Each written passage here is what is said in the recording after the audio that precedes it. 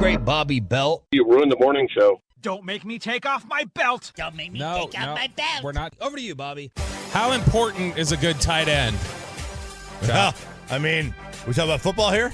I mean, you can take it wherever you want, Chop. I think either way, you're a big fan of both. As you have said recently, and we've talked about a lot over this offseason whenever we've talked about the position or looked at different, ways. This room still smells like rotten eggs. I know. Open the door. It's clearly not a fart. I mean, it's Unless probably, you keep doing it. It's probably just your eggs that you made. I don't know. He warms some stuff up sometimes that he's no, like. if any of us warmed up what he ate for breakfast, he'd have a conniption. Yeah. He'd go crazy about I just it. made eggs. That's it. You used to eat raw tuna every morning. I still do. Now I eat it in the afternoon. Yeah. Raw tuna, boiled eggs every day. Scrambled egg concoction. If any of us opened up that other stuff, you would not be happy. But I wash the bowl out as soon as it's done. So it's not. Did somebody just close that, or did the door bounce back and close? Both you guys barely opened it. Well, you're one more second. So strong, Bobby. Yeah. You're like CeeDee Lamb on the bench press, going back and forth with Cole Beasley. All right, thank you, Bob. Appreciate it. Let's talk about the tight end position. A spot where I think there was obviously the discussion about Dalton Schultz and what exactly was he worth and what exactly could you find in terms of how easily could it be to find a replacement, somebody who can click into place. Jake Ferguson has been I don't want to say a revelation, but I mean, Jake Ferguson, I think is really starting to come into his own as one of the game's better tight ends. He was actually, spoiler alert here, there were a lot of Cowboys fans recently who were upset because that ESPN top 10 position list that Jake Ferguson was not in there. Jake Ferguson did not get a top 10 pick. Dalton Schultz did. And there are some people who just thought, Ferguson's better at this point. Ferguson had really surprised the Cowboys when they picked him. If you talk to people in the organization, they'll tell you that we liked him, but we picked him where we did because we needed a tight end, and we didn't think another one was going to make it to us at the next pick. And so they liked him, but it was a little bit like, all right, here's a pick out of kind of necessity, and maybe we're leaving some guys on the board that we think are better or guys that we like a little bit more because we got to get this position now because it's going to be barren after we get past this run. And Ferguson came in and immediately impressed them with the game field athleticism. So timing, testing, things like that. That wasn't anything that really popped when you would look at his testing numbers. There wasn't anything that said he was a super athlete. But in the games, he plays as a better play speed athlete than he does as a testing athlete. So Ferguson doing what he's done has kind of set up the rest of this tight end room for them to kind of pick and choose and be a little more deliberate with the way that they want to set things up here. On the roster currently, I think they like this group a lot. I think they're going to cut one or two guys that they think should be on NFL teams. You got Princeton Fant, Jake Ferguson, Peyton Hendershot, Alec Holla, Luke Schoonmaker, and Brevin Spanford. Brevin Spanford is the rookie out of Minnesota that they signed as an undrafted free agent, and that's somebody that I think they would really like to have on here. The guy that they really fell in love with last year was Louisiana tight end John Stevens, which he doesn't look like a tight end. He's 6'5", 220 pounds. He's thin. He looks like a big receiver. But Stevens, David Durden, who we mentioned yesterday in the receiver group, these are guys that were undrafted free agents last year that if they didn't get hurt, they were probably going to sneak on the roster because the Cowboys thought so highly of them. Princeton Fant has had a lot of investment from Dak Prescott.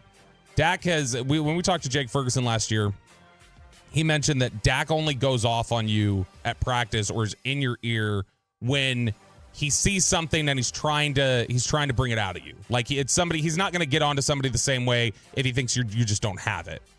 Last year at camp, he didn't get on anybody as hard as he did Princeton Fant. There were 3 straight reps where he just was barking at him in his ear, telling him like, dude, 13 yards, not 12. You finish the route. Do this, do that. So I think at this point, because of the way they like Fant, they've got Schoonmaker, who's already a high second-round pick, who Broadus is already out on. Was out. Broadus is saying that if he gets to training camp and he basically sees a practice where Schoonmaker is hurt, he said, if I'm doing 2 live mics and Schoonmaker's on the sideline, he's like, I'm going to be done defending Schoonmaker. I'm like, second year.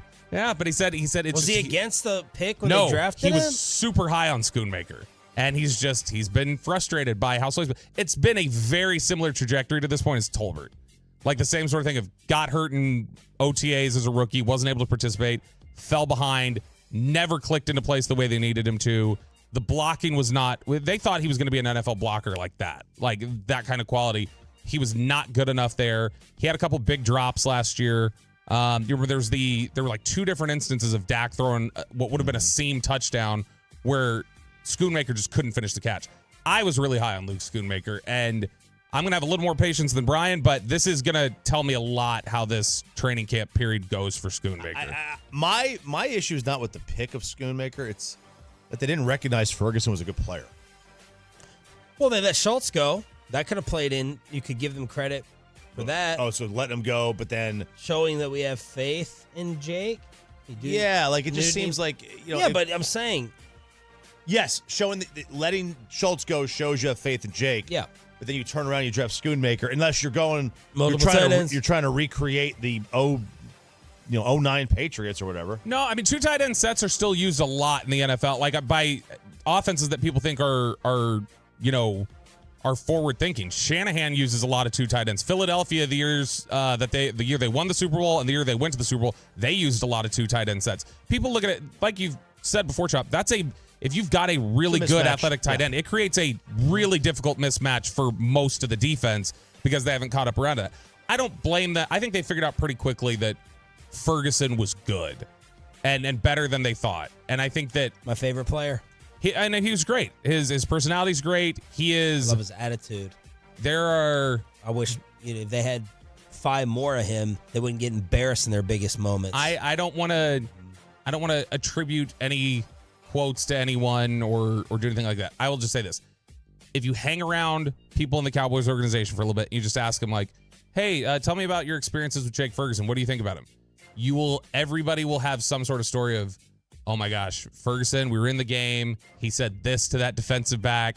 Remember he got Jamal Adams all twisted up last year. By running a route? Yeah, by just being athletic. Yeah, well, by like that and then basically making sure to first down right over here, buddy. And he is, I know that he's provided some. He's a dog. He absolutely is. He's a dog. They feel like he is going to be, I know they don't wear the C here in Dallas. They don't do the captain's patch here. He is going to be a team captain at some point because people he understands work habits. No player wears the C? They don't do the captain's patch. I think until playoffs maybe, but they don't wear them during the regular season. I thought that was just a league thing that everybody did.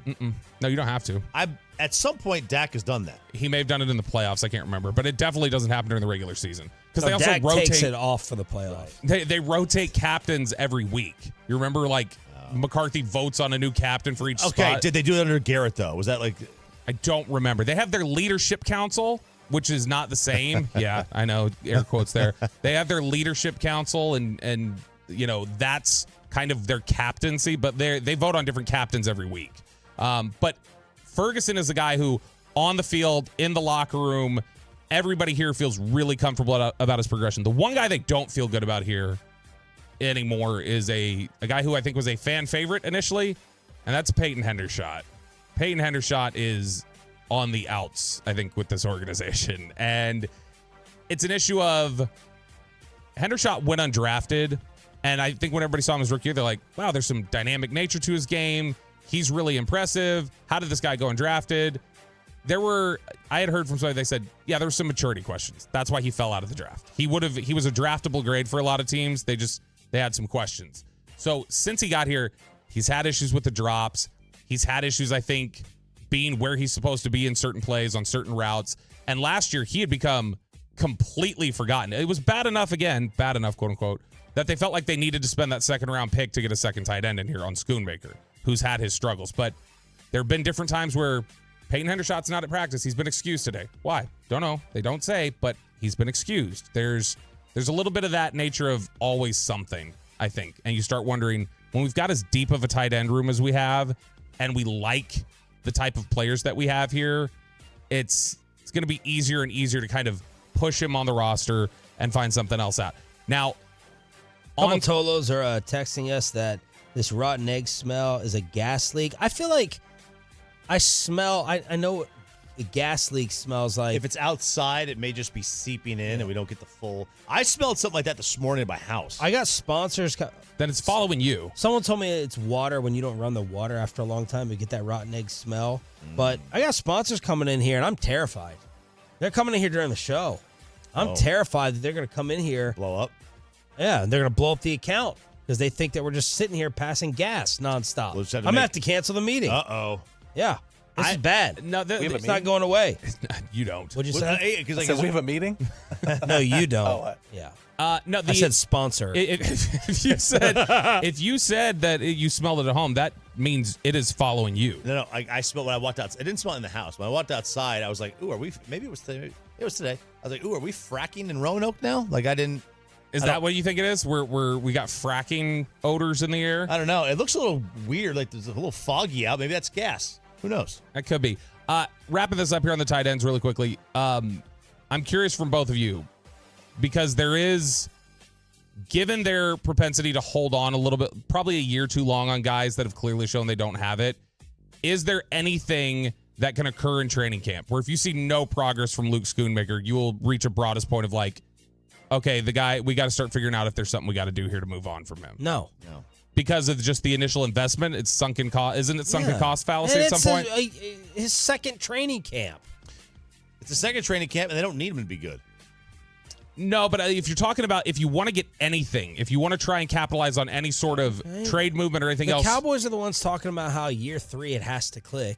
Yeah. We're year 2. Year 2. Give him a minute. And he was banged up. Yeah. I would like to ask Broadus, how many guys clicked in their second year or in their third year that you scouted and you were in their organization with? Cowboys have a strong history from administration to administration of tight ends taking a long time to develop.